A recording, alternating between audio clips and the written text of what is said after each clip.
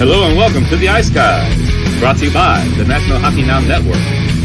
This is the show that takes you into the world of the National Hockey League. Every game, every day, from a betting perspective. With pro sports handicappers, Ian Cameron, Alex B. Smith, and various guests from the world of hockey and sports betting. And now, here's your host, Ian Cameron. Welcome to the Ice Guys, presented by National Hockey Now, Monday, December the 12th. Ian Cameron, Alex B. Smith, and joined again, Mikey, once again, on the show with us, ready to break down the Monday NHL card. We'll jump right into it. Short on time today, a busy Monday of shows for me, so we'll jump right into the games. We'll begin with the New Jersey Devils taking on the New York Rangers. We've got even money both sides here, minus 110, the total 6 across the board. I don't have much on this game, actually. It's a pass, and I don't do that very often, as you guys know. But this one's tough for me because I don't like the idea of betting against New Jersey off a loss, okay? They have not lost 2 in a row in a very long time. They've been off since Friday when they lost 6-4 to the New York Islanders. It was probably one of the worst games they played, certainly defensively, in quite some time. They have been very good bouncing back. Their road record is phenomenal. As good as they've been at home, they've been even better on the road. 11-1 on the road this year for the New Jersey Devils. They've been absolutely outstanding. Like I said, they're off that 6-4 loss for the Islanders. It was probably one of their worst performances in a very long time in the defensive zone. We'll see if they can correct that here. So I'm not in a rush to step in front of New Jersey, but at the same time, the Rangers have started to pull themselves out of their funk. They've won 3 in a row against St. Louis, Vegas, and Colorado. They're in revenge for a recent loss to the Devils, 5-3. With the Devils beat them right here in Madison Square Garden back on November the 28th, just a couple of weeks ago. So you got two teams that are, I think can kind of bet on spots here. I guess I'd still lean to the Devils because I still think overall they're the better team right now. But the Rangers have started to show signs. I mean, their best players are starting to play like it. They're starting to get something out of Kakko and Lafreniere finally.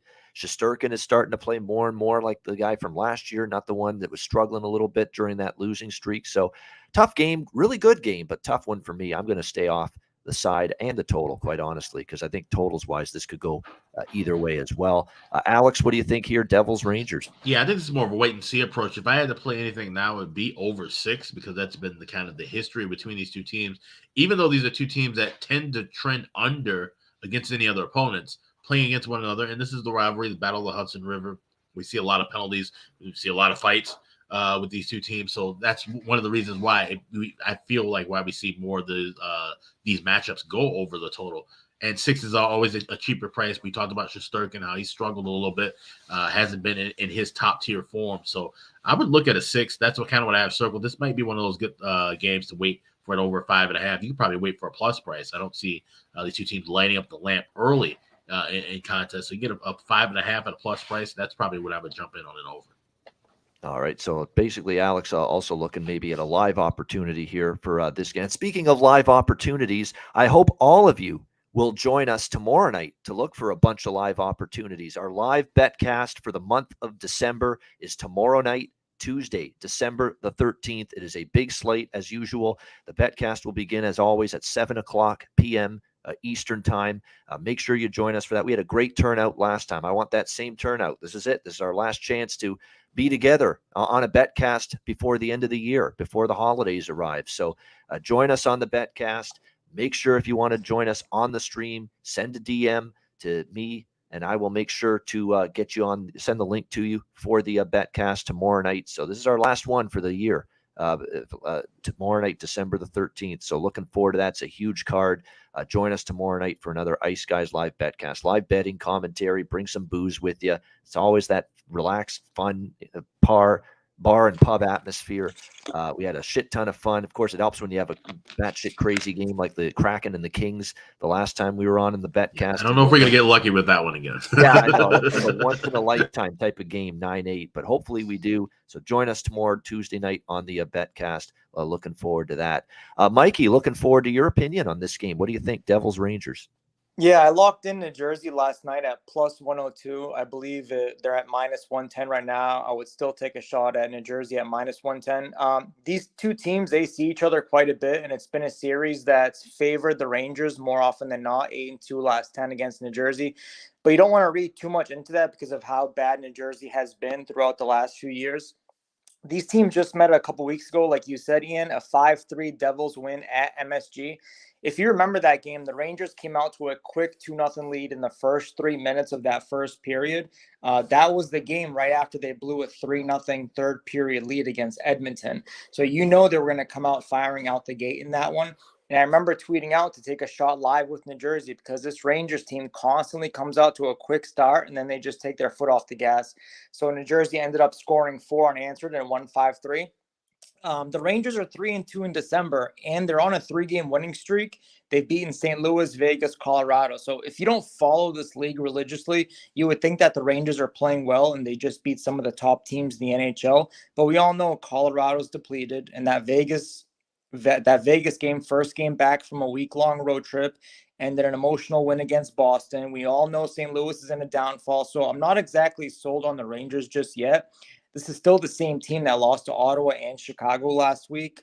You could say it's a revenge spot for the Rangers, and this and that, but the better team are the Devils.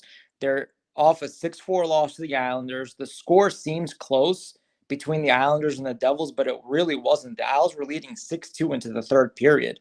We haven't seen New Jersey get beaten like that since they started the season 0-2, and fans were chanting "Fire Lindy." So the Devils have been great off a loss this season, 4-1 off a loss. They haven't lost back-to-back games since opening the season 0-2. I do think the Rangers will be focused on this one since it's division rival that they just lost to a couple weeks ago. But until further notice, you get New Jersey at these odds against a team that they're definitely better than, then you take a shot.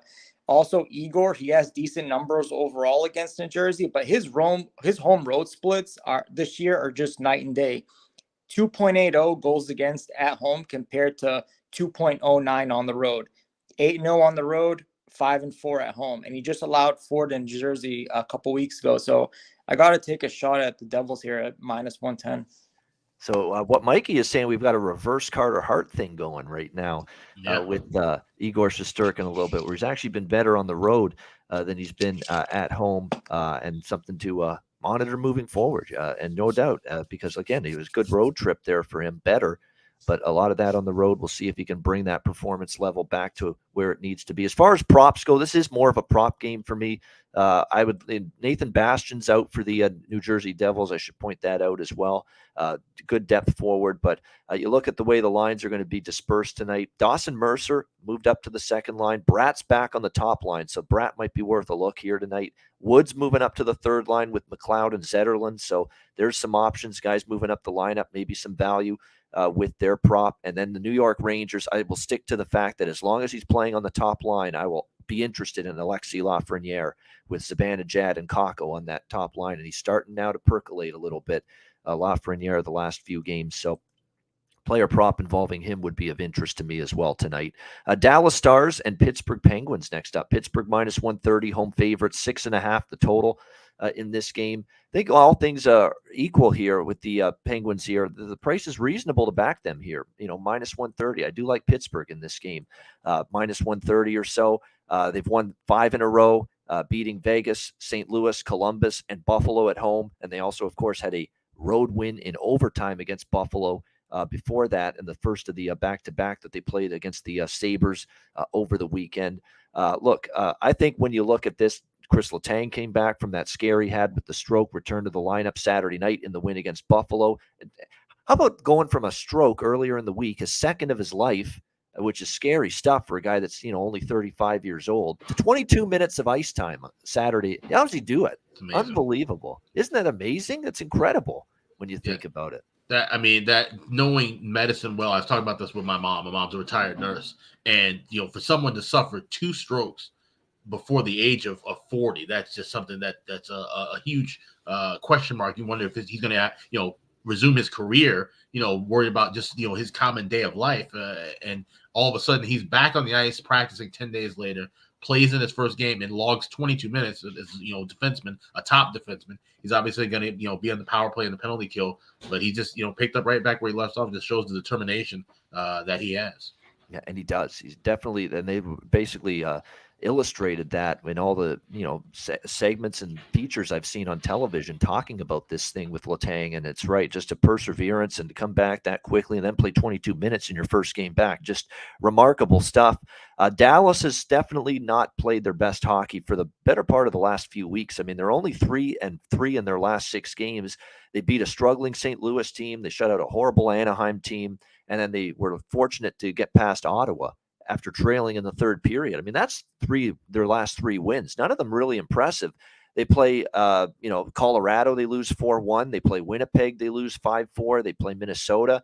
They have that game where they get behind 5-1. They did rally to tie it and get a point, but they still lose 6-5 in the shootout to the Wild. And then they get shut out 4-0 at home by the Toronto Maple Leafs. So, it's not like Dallas is playing great. And let's be honest, their 3 wins are against teams that were struggling or not playing well or just aren't very good at the time they played them. Anaheim, St. Louis, when they were struggling, and Ottawa's been obviously a disappointment this season. So I like the form of the Penguins. They're starting to pick it up. Tristan Jarry is also playing a lot better in net for the Penguins lately. He has gotten much better in between the pipes. He's given up just 6 goals in his last 3 starts combined against Buffalo, Columbus, and St. Louis. He's 4-0. In his last 4 starts for the Penguins in net. And we're still waiting for Ottinger to be fully back and at his best. He's still searching for that form right now. So I like Pittsburgh, and Pittsburgh has dominated Dallas over the years. There's no question about that, particularly here in Pittsburgh. They played well against the Stars, and I think there's a chance that continues here. So, yeah, moderate price here. Penguins -125 to -130 in this one for me. Alex, what do you think here? Dallas and Pittsburgh. Yeah, definitely would have to look at Penguins or nothing here. And even though, like I said, I like Dallas. I've been high on Dallas most of this year. They're just not in the best of form right now. Penguins have won 5 of the last 7 meetings with Dallas.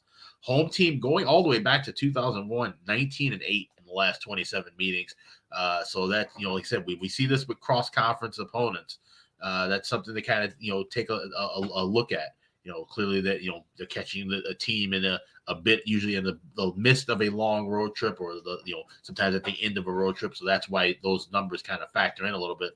And Dallas starting a road trip for 5 games, most people would be inclined to kind of take them to get, try to get the road trip off on a hot streak. But I just think Pittsburgh's in a little bit better form. I actually would look at the under here at 6.5. Because Dallas, they've been an over team at home, but on the road, they tend to trend more to the under. And if it is Ottinger and Jarry in that, I think we could see this game, stay low. You might be able to get a better number adjusted live if there's a goal early. Then you could play under 7.5, but 6.5 minus $1.20. I wouldn't shy away from that. I'd actually probably take a shot here with that. I don't play that many unders, but at $1.20, I think it's a reasonable enough price. All right. I kind of agree with that because you look at actually Pittsburgh, there is one change in their lineup tonight. Jeff Petrie is out. He got injured over the weekend, won't play tonight. Taking his spot is Chad Ruedel, who has, of course, been on this team for a while. He's basically been that 6'7" defenseman on this team for a long time. Actually, when you look at the comparison going from Petrie to Ruedel to round out the 6th defenseman tonight, it's probably a better defensive situation for Pittsburgh because Ruedel doesn't give you much in terms of offense and points from the back end, but he's steady in his own end, serviceable. He's not a bad defender. I think he's slightly above average defender. Whereas Petrie, he can be a liability defensively in his own zone a lot of times. And he's more of an offensive-minded guy. He had double-digit points before the injury. So I actually think you get a little worse offensively from the blue line and you get a little better defensively from the blue line when you go from Petrie to Ruedel as that 6th defenseman tonight for Pittsburgh. That might help your case as well, looking under and for a lower scoring game here. What do you think, Mikey? Dallas, Pittsburgh? Yeah, this is the start of a 5-game, week-long Eastern Conference road trip for Dallas, and it's going to be a tough one. They got Pittsburgh tonight. They got New Jersey tomorrow. Then they got Washington, Carolina, Columbus. So very tough road stretch coming up for Dallas. I had a little bit of a hard time getting a read on this game from a side perspective. I'll be honest, I'm with Alex here, under 6.5. This seems a little bit high. I figured this would be at 6. If we get Jarry and Ottinger to play like they're capable of playing, this game shouldn't have more than 4 or 5 goals. Unfortunately, you have 2 of the top 7 offenses in the league going head-to-head tonight, so it's always scary taking a shot with the under. But last 10 overall, over-under, both teams, Dallas and Pittsburgh, 4-6, over-under last 10. Dallas 0-2, They're to the under their last 2 road games. Pittsburgh 2-5 at home towards the under last 10. So these teams don't play that often, but they still face each other a couple times a year. The last time these teams combined for 7 or more goals was February of 2018. We're talking almost 5 years.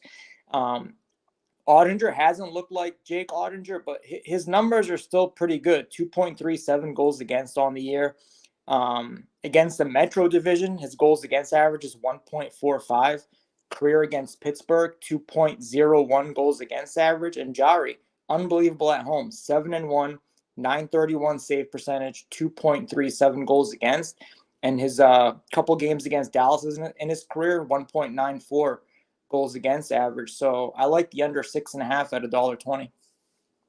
All right, Mikey liking the under here in this one, Dallas and Pittsburgh. All right, we've got Calgary, Montreal, all Canadian matchup. Calgary minus 215, road favorites, 6 the total in this game. Calgary off back-to-back losses to begin this road trip. The Columbus game, they did not play well at all. They deserved to lose that game. They probably deserved a better fate against Toronto. They lost 5-4 in overtime. They played well enough to win. But so did Toronto. I mean, it was one of those coin flip games, could have went either way. It went the Leafs' way. They won in overtime, a game where Darryl Sutter voiced his displeasure about the penalties. And as I said on yesterday's show, look, there were a lot of penalties on Calgary. I agree. I mean, it was insane how many penalties were called on Calgary. But if you actually look back at them, a lot of them were warranted. There was not a lot of those penalties where you could say, wow, that was a really, really horseshit call. That was a really, really bad call against Calgary. And I know the overtime one, you could see the reaction. He wasn't thrilled about it, but it was a clear high stick by Huberdeau on Sandin there in overtime. It clipped him clearly. I mean, you could tell that it was a penalty. So there's not really much you can do there when it comes to that penalty. It's blatant. It's obvious. It's right there in front of you, right off the face-off to start overtime. It's got to be called, and that's exactly what happened. And that was, of course, the power play that led to the Mitch Marner game-winning goal for the Leafs that night. Will Calgary respond tonight? I do think it kind of sets up well here for the Flames tonight in this game against Montreal. Montreal's lost 3 of their last 4. I ended up going with the Kings' first period puck line against the Canadiens on Saturday night, saying they're off a bad game against Toronto. Montreal's back home off that long road trip out west. Perfect situation for the Kings to get the jump on the Habs, and that's exactly what happened. They got a 2-0 lead in that first period. They ended up winning by a score of 4-2. I kind of think this is a similar spot here where Calgary, I think, comes out pretty strong. Weegar, by the way, on defense, Mackenzie Weegar, illness, did not show up on the morning skate this morning for Calgary. So day to day, we'll see if he plays. It's a game time decision right now. Connor Mackey is likely going to rejoin the team, or rejoin the lineup, I should say, rather, if Weegar does not go for the Calgary Flames tonight. He's the more likely defenseman to draw in. I think when you look at this game, I'm probably going to look at a Calgary split here in this one. Markstrom in net. This is another opportunity for him to show that he can get his game back. He played against Columbus, but it's the first goal goes in on him, albeit though it was a breakaway. In fairness to him, I mean, it's Lion A on a breakaway. You can't let that happen if you're Calgary. I mean, there's blame to go around. It's not just that Markstrom didn't make the save there on that first shot against Columbus. You can't give up a breakaway to a guy like Patrick fucking Lion A. You can't do that if you're the Calgary Flames, and that was an issue as well. So the defense has to take some of the blame as well. I'm going to go with a split here. Calgary first period puck line and Calgary in regulation. I mean, this to me is this smells like a spot where you're going to get Calgary's best. If you're going to see Calgary's best, you're going to see it. And I like that they lost to Montreal at home just recently. And Jake Allen stood on his head, 40 saves in that game. He was brilliant. He's the main reason why Montreal won that game in Calgary just a few weeks ago. I think Calgary's got the chance to return the favor. So I'm going to do a split, half and half, split it up between these two bets with Calgary first period puck line -0.5, which you can get at +140, and also the in regulation with Calgary, which is around -125 in this one. Alex, Flames and Canadiens. Yeah, this is going to be a pass for me. And I was looking at some trends and notes from this, and something that's interesting. I don't look at these too often, and I want to wait certainly until deep into the season. Flames are 11-1 on Mondays. And what's interesting about that, because we always talk about this, of course, with the scheduling of our show, Tuesdays, Thursdays, Saturdays are your key days. The Mondays and Fridays, you don't necessarily have teams that play a lot of those within a schedule or consistently, week in and week out. So that's something to kind of keep a note on. But like you said, they have lost 4 straight against Montreal. It's, you lay in a steep price with everything Calgary related, and it's, their form has just been kind of inconsistent. Montreal still a team that, like I said, I haven't really had the best of feels on. So this is going to be a pass for me. But I do think that's interesting. That's something I like to look at, especially heading past into the new year. Looking at those trends of when you see teams that have in their schedule 4 Fridays in a row, 4 Sunday afternoons in a row. That's when I tend to look for those because I see those notes all the time. But that's when I kind of factored a little bit more into my handicap. When I see a team that, if they're playing a Monday night, is it the second night of a back-to-back usually? Is there a gap in between? Or you usually have a home game on a Friday and they have to travel? So it's something to kind of just keep a note of. Yeah, definitely. Good points there. Definitely is something you want to keep in mind. Chris Otto in our chat, the Canadiens team total probably is worth a look, believe it or not, even though I think Calgary will play better because that's a low number. It's 2.5. We know the Flames, with their goaltending with Vladar and Markstrom's been a little up and down, erratic lately. Vladar's been the better of the two, but even he's capable of giving up, a few. And we saw that against Toronto. He gives up 5 in the loss to the Leafs. So the Montreal team total could get there as well. I just think from a Calgary perspective, 2 losses in a row, you don't want to let this go to 3. It's a game where you're still, you grade out the rosters. They're a better roster than Montreal. They haven't always played like it so far, but I think tonight, hopefully you get Calgary's best and at least something with focus, with intensity, not wanting to drop 3 in a row. I think if you get that kind of performance from Calgary tonight, they'll have a good chance to pick up a road W. Mikey, what do you think here? Flames and Habs. Yeah, I tried finding a way to take a shot with Calgary. It's just too expensive on Calgary. They haven't showed me anything enough to back them. These teams recently met in Calgary 2 weeks ago, a 2-1 Montreal win. Same goaltenders, Allen, Markstrom a couple weeks ago. We're going to get them again tonight. That was a close, tight game. The Flames were minus 286 home favorites in that one with the over-under at 6.5. Now we have the Flames as minus 210 road favorites, and the total moved down to 6 this time. We saw these teams face off quite a bit during the bubble. Last 10 meetings split right down the middle at 5 apiece. At first, I thought about the under in this game. 8 out of the last 10 meetings had 6 goals or less. And stylistically, when these two teams face each other, they tend to play 2-1, 3-2 type games. The under is also 6-1-1 last 8 in Montreal. And overall, the under is 12-5-2 last 19. But the problem is Allen's home numbers scare me. I mean, this guy is either standing on his head or gives up 4, no in between with him.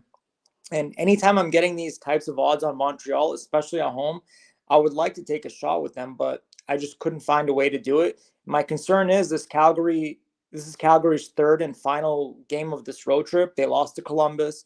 They lost a hard-fought overtime game to Toronto. Like you said, Ian, Sutter was not happy with that 6-2 power play advantage for Toronto. And he made a comment about the refs in Toronto, which was kind of surprising. You don't see him really insinuating that the refs favored Toronto, but he kind of did on that interview.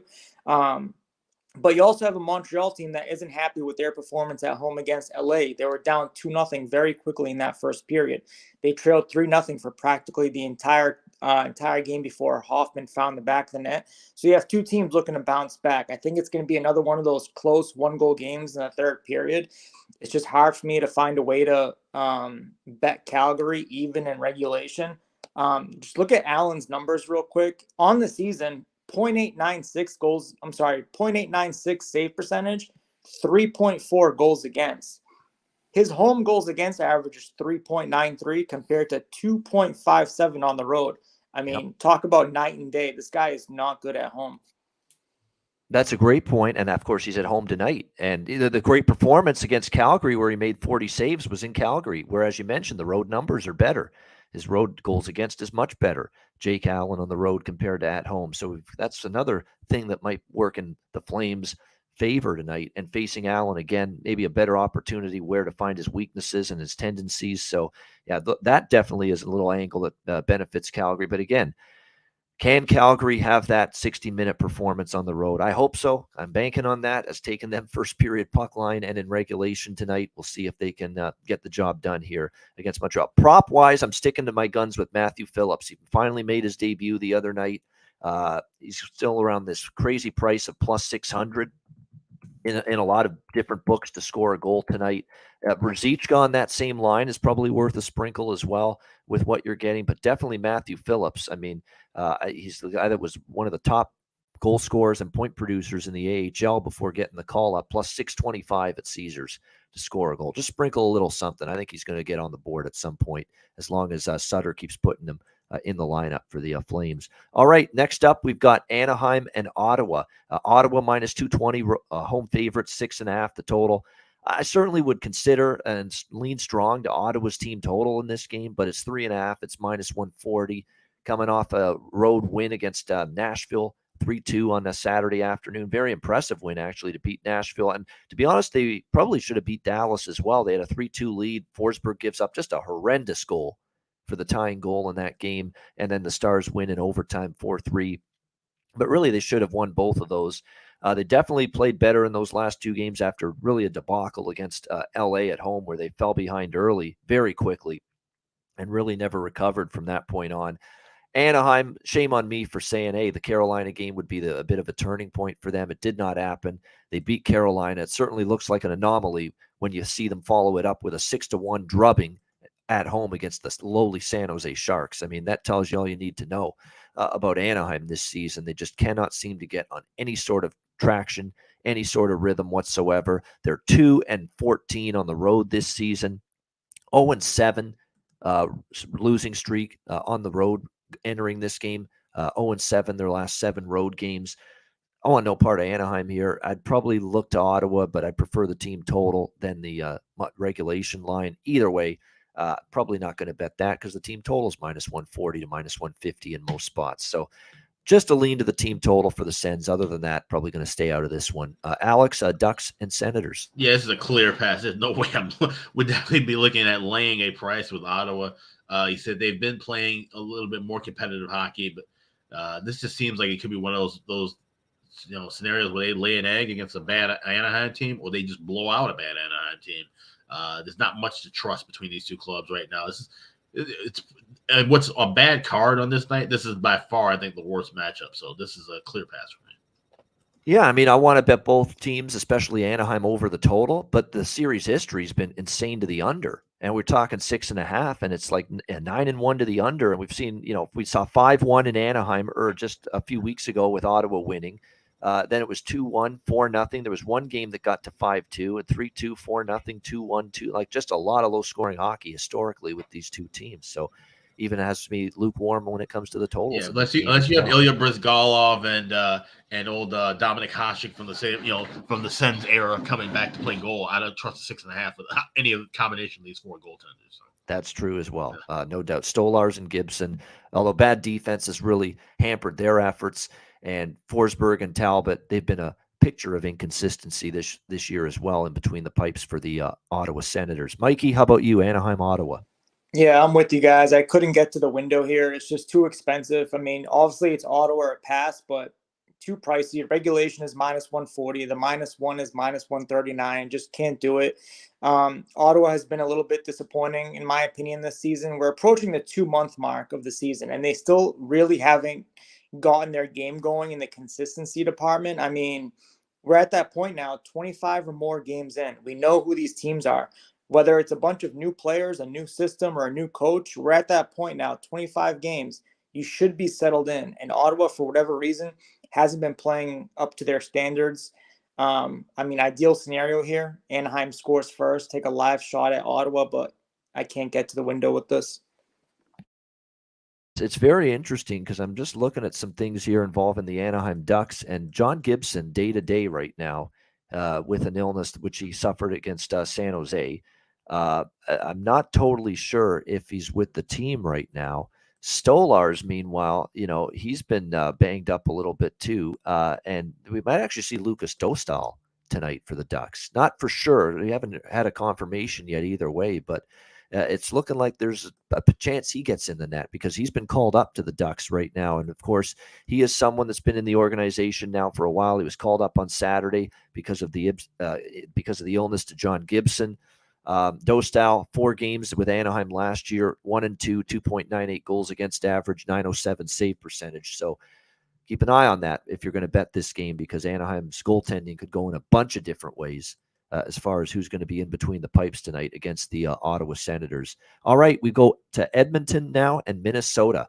Man, this is like the third game in the last 10 or 11 days between these two teams. They played in Minnesota a couple weeks ago. They played in Edmonton last week. Both the home teams winning both of those games. And now we're back in Minnesota tonight. Minnesota minus 130, home favorite, 6.5 the total in this one. Lean Minnesota. I don't think I'll bet a side here, but I'd certainly, obviously, this is the situation I kind of favored Edmonton in last week between these two teams, where Edmonton lost the game before back home, that they'd find a way to win and maybe end that losing streak that they had against Minnesota. And they did that. They played a very good game. I thought that 5-2 win at home last week against the Wild. But now it's the Wild looking to avenge that loss in Edmonton last week, coming off a dominant, well, not dominant, but dominant in the scoreboard. But I'll tell you what, early in the game, or in the second period, Vancouver had a bunch of chances to get back into the game. And Gustafsson was very good. And that's why I lost that Minnesota-Vancouver over. He was very good in net for the Wild. I don't know if I've seen many games where Gustafsson's played better, honestly, than he did the other night against the Vancouver Canucks.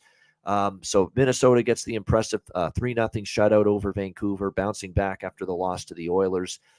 Fleury is going to be in net tonight for the Minnesota Wild. Stuart Skinner, once again, no surprise there, in net for the Edmonton Oilers. Jack Campbell, still the forgotten man when it comes to this team as of right now.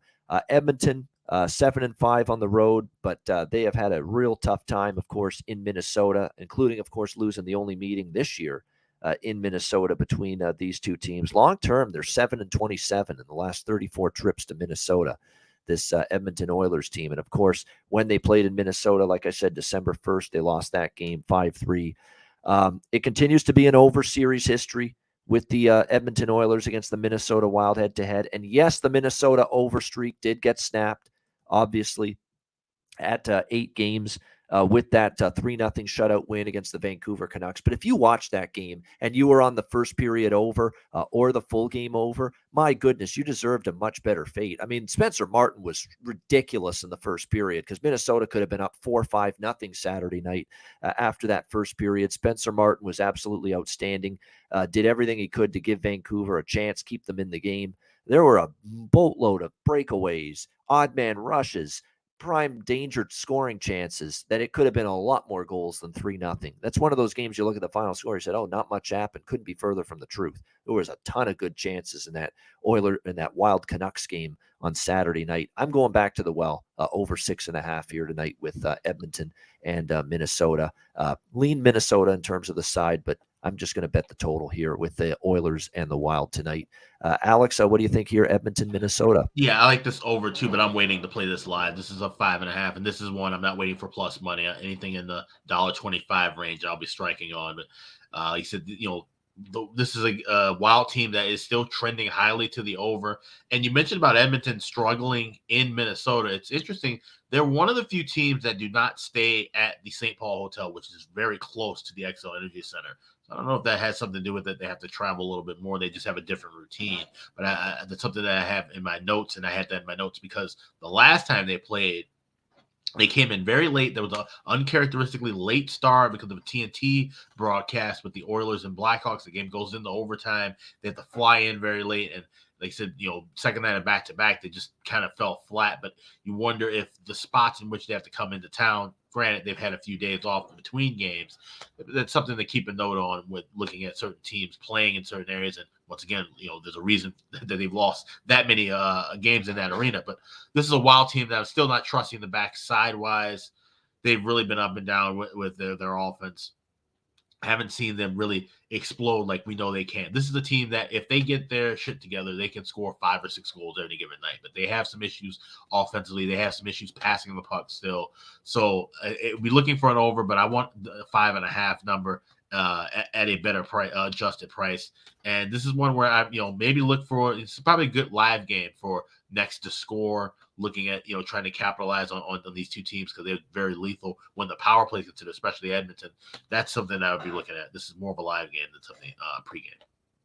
Yeah, definitely a live opportunity. And Alex is a proponent for if you don't like 6.5 totals to the over with juice before the game, hang on, wait for, hopefully a scoreless first 5, 6, 7 minutes of the game in the first period and get a 5.5 or better when it comes to that live in-game total. Mikey, Edmonton, Minnesota.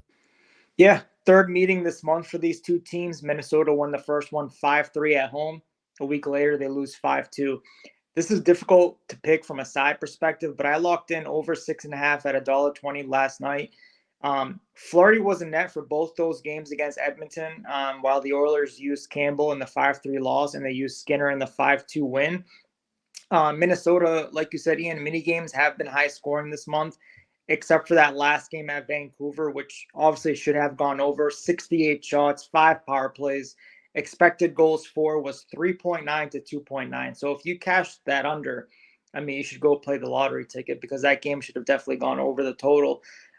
Fleury concerns me. Fleury, 3 or more goals allowed in his last 6 starts. Fleury at home, his goals against average is 3.98 compared to on the road 2.58. I mean, colossal difference. He has not been that great at home. If you focus just in December, Minnesota is ranked 3rd and Edmonton is ranked 7th in goals for 5-on-5 just in the month of December. Both teams finding the back of the net. Some props to consider. I locked in Zuccarello over 2.5 shots on goal at -110. He had 3 shots in the first game and 3 shots in the second game against Edmonton. He scored twice as well. Zuccarello, 3 or more shots in 8 straight games now. He's 4th on the team in shots on goal, averaging 2.7 at home. And he's on the top line tonight with career and steal. If you like those anytime goal scorer props, you got Draisaitl and McDavid scored twice in both games against Minnesota. Eriksson Ek, he had 10 shots on goal, scored twice. Kirill had 9 shots on goal, found the back of the net. And Steele, 7 shots on goal, found the back of the net. So tons of player props in this one, but I love Zuccarello over 2.5. There we go. Player prop recommendation there in this one from Mikey. And you know what? Sam Steele, I think, is worth a look to score a goal. Terry's onto it too. Connor Dewar lately for the Minnesota Wild. Just absolutely outstanding. I mean, three goals in the last 5 games, 5 points in the last 5 games as well.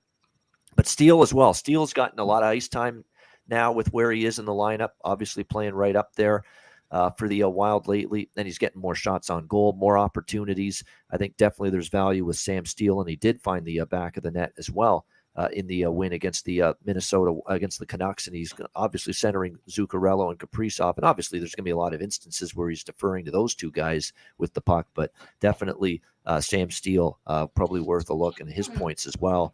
Some good options there. As far as Edmonton goes, the Nuge is playing great. I think Nugent Hopkins continues to be someone to target with props.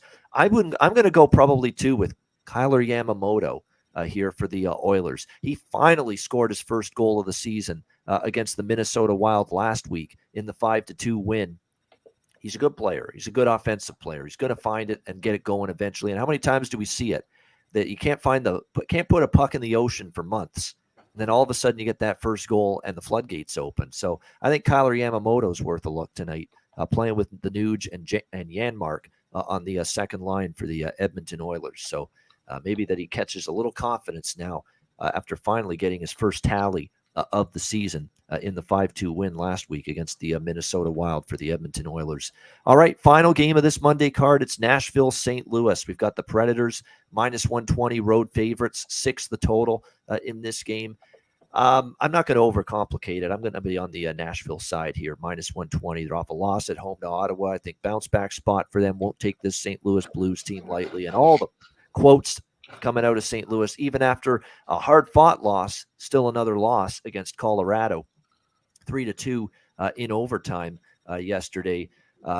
Just can't find a way to win, can't find a way to close. 2-1 Blues. They get the late goal, and then they let Colorado tie it up in the final minute, 2-2, and end up losing in overtime. Just a deflating loss. And now they're at a rest disadvantage, playing back-to-back. No travel, but still they had to play yesterday. Nashville did not. Nashville now have 2 straight losses. And to be honest with you, Nashville's picked up their play on the road as of late. We've started to see them win some games away from home, like beating the Devils, beating the Islanders, on their last road trip. They were able to do that.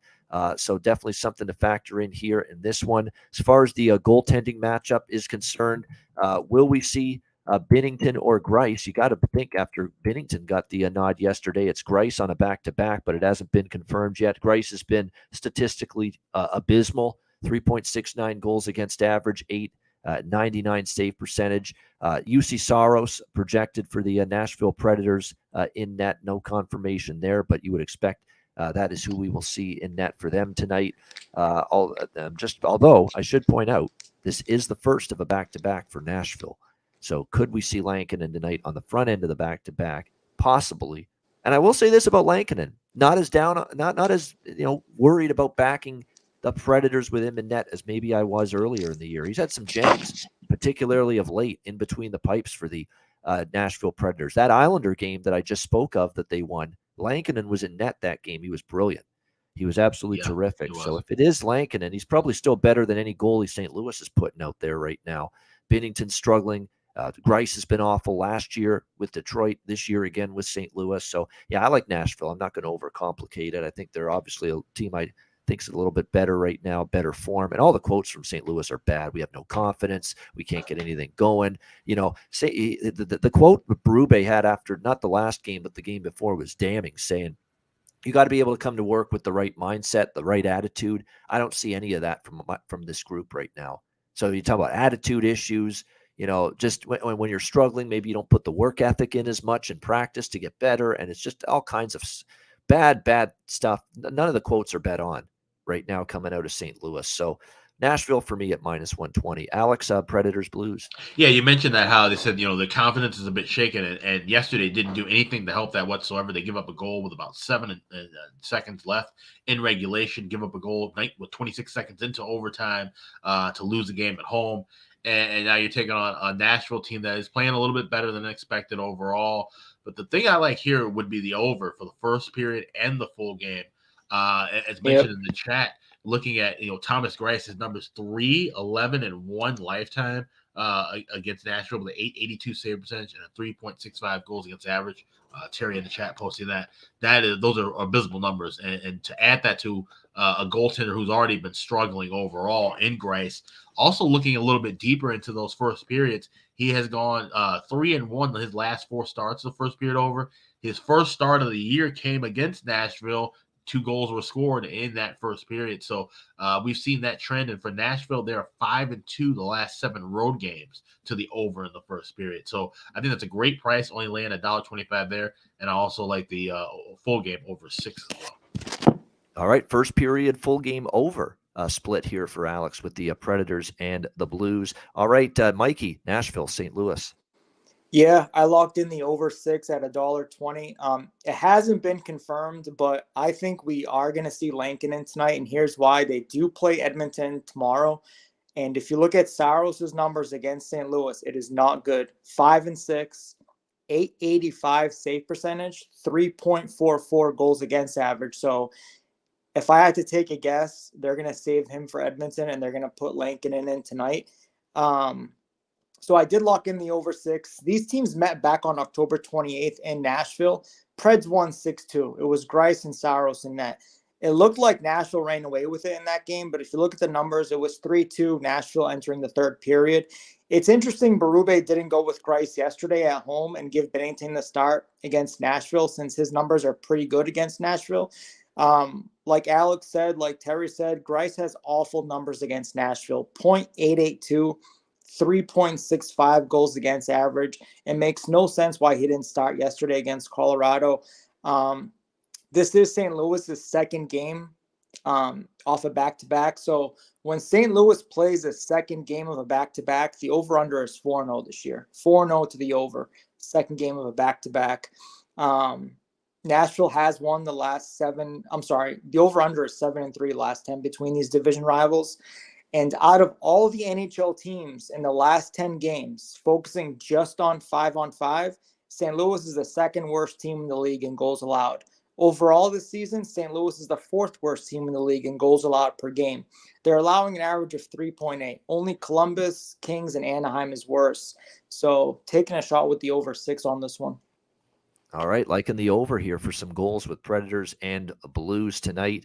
St. Louis certainly has been trending heavily toward the over. The Colorado result notwithstanding, prior to that, Blues games had gone 8-1 to the over in 9 games prior to Colorado. And you're right, I would say that the goaltending still suspect on both ends. And although if it's Lankinen, he was excellent last time. We will see.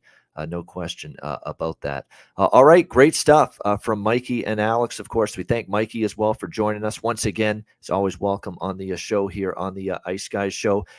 Everyone hit the like button, 219 live viewers. We appreciate it. Patreon.com/Ice Guys, $10 a month. Make sure you sign up there. Our daily betting card is there. Of course, power ratings, goalie charts, totals charts, and more. Tons of bonus content, more coming in the new year. Patreon.com/Ice Guys. Make sure you check that out. And we will get to best bets in just a second. But before we do that, we are happy to announce we have a new sponsor here of the Ice Guys, and we are very happy to announce that support for the Ice Guys is now brought to you by Manscaped. The best in men's below-the-waist grooming. Their products are precision-engineered tools for your family jewels. Manscaped's Performance Package, the ultimate men's hygiene bundle. Join over 7 million men worldwide who trust Manscaped with this exclusive offer for you. 20% off and free worldwide shipping with code ICEGUYS. That's promo code ICEGUYS. Of course, all one word, ICEGUYS at manscaped.com, promo code Ice Guys. And I've got a little show of these products that we have at our disposal right here. The Lawnmower 4.0, really good. Can use it anywhere that there's basically hair on your skin, essentially, and it gets the job done. It's absolutely outstanding. And I'll tell you what, as someone that's approaching 40, this weed whacker, the nose hairs are killing me the last few years. They really are. They're driving me nuts. It feels like someone's constantly tickling the inside of my nostrils. It pisses the hell out of me. And man, has this thing ever gotten the job done for me. The weed whacker, great for nose hairs, ear hair, all of that. It'll take care of it for you. The weed whacker as well. And we know that it gets a little bit rancid at times down in the nether regions. We've got the ball deodorant, the crop preserver that you can get as part of your Manscaped package, the crop reviver as well. And I'm telling you what, when you're growing up and you've got to deal with this itchy, sweaty, smelly, stinky dick and crotch rot all over the place, man, does this stuff help. It really, really does. So it's a package that's worth getting. These are precision tools that will get the job done for all guys out there. I would take advantage of it for sure. And look, it's absolutely outstanding. So get 20% off and free shipping with promo code ICEGUYS at manscaped.com. That's 20% off with free shipping at manscaped.com, and use promo code ICEGUYS. Unlock your confidence and always use the right tools for the job with Manscaped. Happy to have them on board here as official sponsors of the Ice Guys. Yeah, absolutely. Yeah, that's great. Great product. I mean, it's something that, we neglect ourselves at times. We get all busy and cooped up, but you got to, take care of those nether regions, and, those significant others around you will appreciate it as well. It is. It's actually going to make it's going to make you feel a lot better using these products. There's no question about that. Great stuff indeed. All right. Hopefully great stuff indeed with best bets as well here on the Ice Guys for this Monday. Alex, we'll start with you. What do you like for best bet? Yeah, let's go Predators Blues first period over 1.5. You're only laying $1.25. You grab it at Bet Online. Thomas Grass, he's more than likely going to play this. And even if he doesn't, if it's confirmed where it's Bennington, do we really trust Bennington on back-to-back nights to stop pucks early and often? I highly doubt it. Nashville 5-2 to the last 7 road games in the first period over. This is a cheap price. I think we can see back and forth battles. St. Louis with a bad taste in their mouth after the way that they lost that game just less than 24 hours ago. I think they're going to be ready at rock and roll early here. So let's go over with St. Louis, Nashville. First period, 1.5 minus $1.25. That's my best bet for Monday. All right, there we go. Nashville, St. Louis, over 1.5 first period. Best bet for Alex B. Smith. Mikey, what do you like for best bet?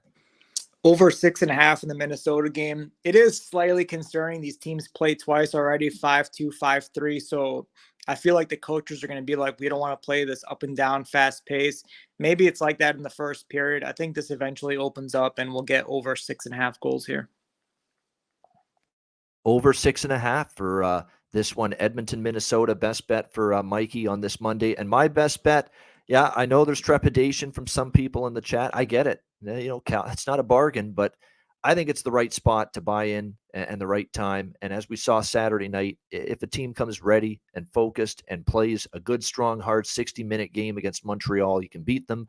Calgary in regulation for me. Flames in regulation -125 against the Canadiens. Hey, we won a in regulation bet last night with the Bruins, so hopefully we go back to that well tonight with more success. Calgary in regulation -125 against Montreal for my best bet. And that'll wrap up this edition of the Ice Guys. Thanks to everyone in the chat for joining us. Hit the like button.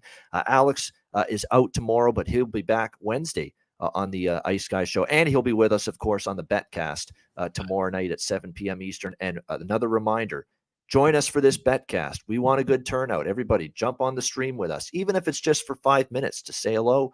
Someone just joined us the last betcast just to say hello and say they love the show. That's it. They just want to come on and just say, hi, I love what you're doing. Thanks for it. Thanks for doing the show every day. And that was it. So even if it's just 5 minutes, we'll send you the link. You can join us tomorrow night on the Ice Guys Live betcast starting at 7 p.m. Eastern time on Tuesday night. A huge NHL slate, so make sure you join us for that.